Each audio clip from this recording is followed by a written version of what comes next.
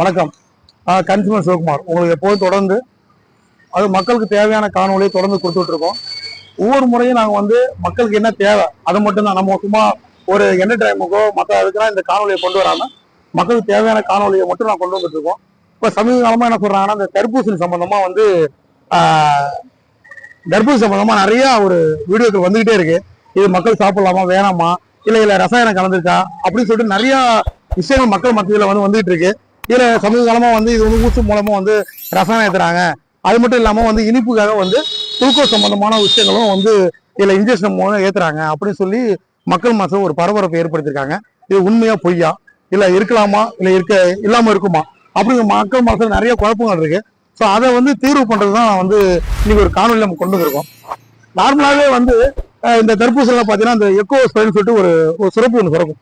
இதுல பாத்தீங்கன்னா தர்பூசணி, மாதுளை, தக்காளி இதெல்லாம் பாத்தீங்கன்னா அந்த அவங்க சொல்றாங்க அந்த ஒரு ஆரஞ்சு கலர் இருக்கும்ல, அது கம்பல்சரியா வந்து இருக்கும். அது வந்து மைனூட்டிக்கலா இருக்கும், ரொம்ப அதிகமாலாம் இருக்காது.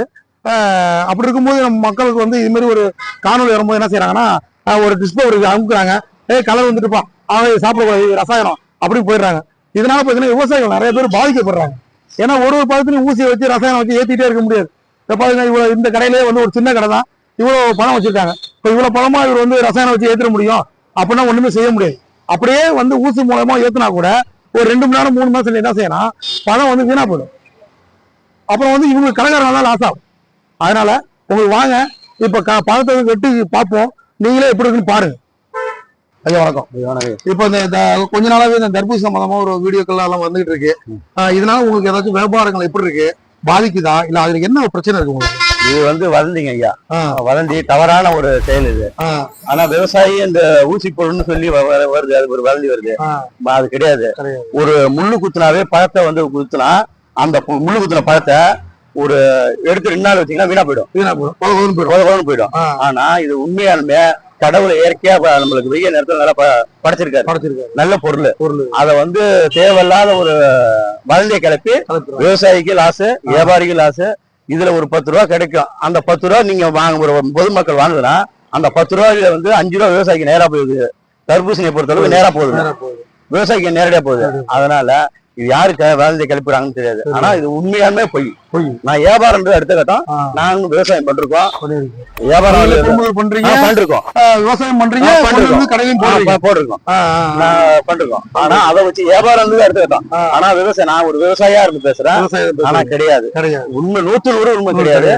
ஒரு அறிஞ்ச பழத்துல அந்த இயற்கையான அது வந்து கொஞ்சம் எது வச்சாலும் வரும். ஆனா அந்த எக்கோன்னு சொல்லிட்டு ஒரு எப்போ உடம்பு சுரக்கிற மாதிரி அது மாதுளை, தக்காளி லைட்டா ஆரஞ்சு மாதிரி வரும். இல்லன்னு கிடையாது. இப்ப வந்து நீங்க பொதுமக்களை சந்தேகப்படாம ஒரு பீஸ் தண்ணியில போட்டீங்கன்னா கலர் மாறி ரொம்ப மாறினா அது வந்து செயற்கையான முறை வந்துருன்னு சொல்லுவாங்க. அது வேணா வராது. அண்ணன் வந்து இந்த பழத்தை வெட்டுவாரு, நீங்களே பாருங்க. ஆனா வெட்டி காட்டுங்க, நேரடியா வெட்டுவாரு. இதை பாருங்க, இதுதான் ஒரிஜினல் கலர். ஆமா, இதுதான் ஒரிஜினல் கலர். இப்ப இந்த ஒரிஜினல் கலர் எடுத்து ஒரு தண்ணீரை நாங்க ஒரு பீஸ் நாங்க போடுறோம், பாருங்க. போட்டு பார்த்துட்டு உங்களுக்கு எப்படி இருக்கு என்னன்னு நீங்களே பாருங்க. ஒரு பீஸ் கட் பண்ணுங்க சார், ஒரு துண்டு வெட்டுங்க சார். ஒரு அண்ணன் வெட்டுறாப்புல, நீங்க தண்ணியை க்ளோஸ் எடுத்துங்க சார். நீங்க எடுத்துங்க, ஒரு பீஸ் அதில் போடுங்க சார். இதை போடுறப்ப பாருங்க, எந்த ஒரு கலரும் டிஃபெக்ட் வரவே இல்லை பாருங்க, வராது. ஏன்னா நம்ம வந்து கிளாஸ் வாட்டர் தெரியும் உங்களுக்கு. இப்போ நேரடியாக உங்களுக்கு நேரம் தான் வெட்டி போடுறோம். இதை பாருங்க, தண்ணி அப்படிதான் இருக்கு. அதனால மக்கள் யாரும் அச்சப்பட தேவையில்லை. அதனாலதான் நம்ம வந்து மக்களுக்கு வந்து ஒரு விழிப்புணர்வு கொடுக்கணும்.